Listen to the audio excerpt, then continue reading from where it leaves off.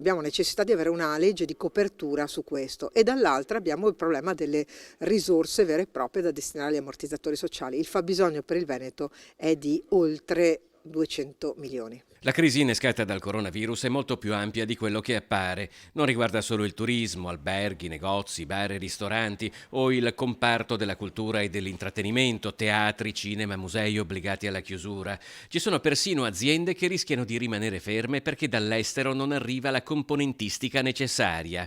L'assessorato regionale al lavoro si sta muovendo di concerto con le categorie economiche e produttive venete e il governo. Noi stiamo ragionando degli ammortizzatori sociali in deroga, cioè tutti quei settori e quei soggetti che non sono coperti da ammortizzatori sociali devono avere un paracadute che ha due limiti però. Il primo è che il decreto legge lo prevede per un mese solo è decisamente inutile, e il secondo è il limite che hanno dato per esempio per aiutare i lavoratori autonomi con quei 500 euro al mese per 3 mesi in questo caso, ma solo per la zona rossa. Il discorso non riguarda però solo Roma, anche Bruxelles è chiamata in causa. L'Unione Europea deve infatti necessariamente intervenire in un ambito che non può essere fronteggiato da un singolo Stato nazionale. Noi versiamo alle casse della Comunità Europea più di quello che ci viene restituito, quindi noi avremo già un credito.